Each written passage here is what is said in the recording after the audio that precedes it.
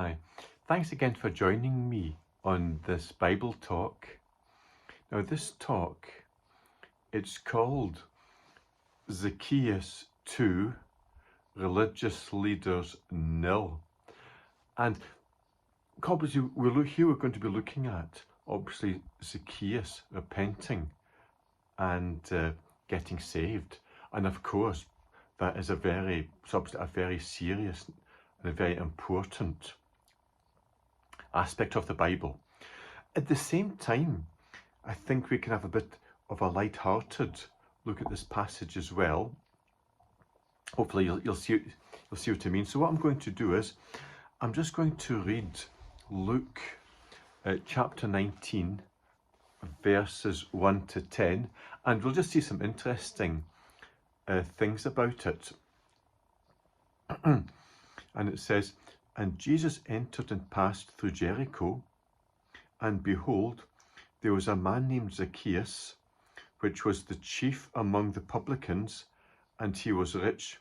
So publican is like tax collector. "And he sought to see Jesus, who he was, and could not for the press," I think like the crowds, "because he was little of stature. And he ran before and climbed up into a sycamore tree to see him, for he was about to pass that way. And when Jesus came to the place, he looked up and saw him, and said unto him, Zacchaeus, make haste and come down, for today I must abide at thy house. And he made haste and came down and received him joyfully.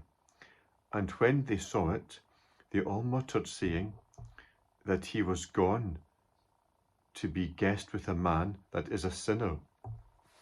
And Zacchaeus stood and said unto the Lord, Behold, Lord, the half of my goods I give to the poor, and if I have taken anything from any man by false accusation, I restore him fourfold. And Jesus said unto him, This day is salvation come to this house, for so much as he also is a son of Abraham, for the Son of Man is come to seek and to save that which was lost." So when we're saying like Zacchaeus 2-0, Zacchaeus 2 religious leaders nil, it's a bit of a light-hearted thing, because one of Zacchaeus' goals, in a sense, it was a bad one, but then the second goal was a good one, and there's a sense of incredulity about it, and it just shows you how God's ways are different from our ways. So it says that Zacchaeus, which was the chief among the publicans. So see, when I say publicans, no, I mean tax collector. Now, when you've got publican or tax collector, also we knew that there were people in these days, in the times of Jesus walking the earth, they were people who they're like traitors, because they worked for the Romans. The Romans were the occupying force, and of course these people were traitors because they would work for the Romans to collect taxes, and so obviously the Romans had conferred on them that authority to do that, and of course they abused that authority to dishonestly take money for themselves. So in a sense, when Jesus was teaching people, he actually used the term publican and tax collector to epitomize sin, because like in Matthew says, well, if you can only greet those people or do good to those people or greet people who greet you, what good is that? It says even publicans do the same.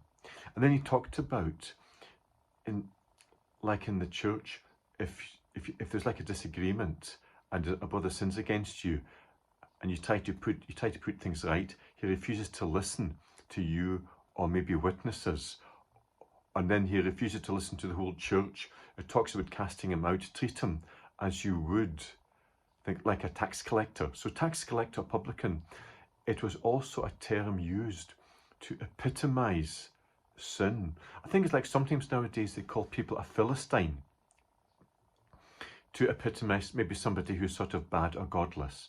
Where the Philistines, they were of course originally nationals, people from Philistia that invaded Israel, and they were seen as bad people.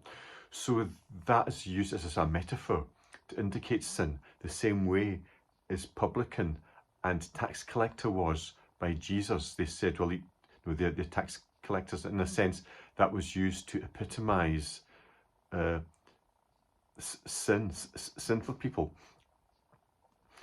Now, if we think about, and obviously he was a traitor as well, so obviously he was in a bad way.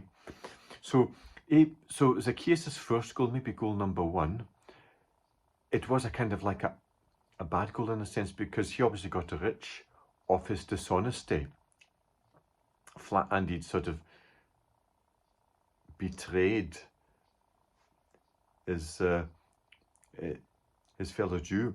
Now, if you look at the situation of collecting taxes, if you go back to Genesis, where you read about Abraham, he paid, I think the first tithe, he paid tithes to Melchizedek. Melchizedek was like the king of Salem, and just kind of like this high priest, and he blessed Abraham, was it with bread and wine, and it's like a picture of Christ. And then Abraham, he paid tithes to Melchizedek, and of course that is like Abrahamic tithing, is voluntary. And then in Hebrews it refers to that. Abram paid tithes to Melchizedek. And then it then talks about how it's passed down that the sons of Levi, they were allowed to collect tithes. I think the nation of Israel. So tithing then, for Levitical tithing, that was seen as the taxation system for God's people in the nation of Israel, coming down, which is passed down from Melchizedek. So it maybe speaks of, like in Malachi, it talks about like if you do tithe, I will open the windows of blessing. So tithing then, or the Levitical tithing, it was seen as the blessings of the nation of Israel as part of the infrastructure that God was blessing them. So in a sense, the Roman tax, where you had to pay tax to the Romans, it was like the opposite of that. It's like an antitype. It just reminded people that you were under occupation. So they then had to pay to Rome to sort of line the pockets of those people who were oppressing them. So in a sense, it's like the opposite of God's blessing. So Zacchaeus, he got rich on the back of all of that. So you think of, well, Jesus, people heard that Jesus was coming to Jericho, and you think, well, I wonder if I can see him. And then they might be thinking, well, I wonder if Jesus will speak to me. I wonder if he'll have time for me. And they might think, well, maybe Jesus, he might be coming to see that. It doesn't actually say, but in people's minds, it might be, well, Jesus is coming to see the important people of Jericho, maybe the chief priests or whatever. Or maybe the rich people, that's what people might have thought. But they'd have thought in any case, he certainly wouldn't be coming to see somebody like Zacchaeus, who was a traitor. And Zacchaeus, because he was short, he climbed up this tree. And obviously his intention was, he just hoped, well, I'm just hoping I can just see Jesus out of curiosity. So in a sense, Zacchaeus, he got more than he bargained for. So he wanted to see Jesus, but I don't think he reckoned on Jesus looking up and actually calling him. He said, Zacchaeus, no, come down off that. What did he say? Zacchaeus, make haste and come down, for today I must abide at thy house. So you can imagine other people that Jesus seemed to make a beeline for the very worst person.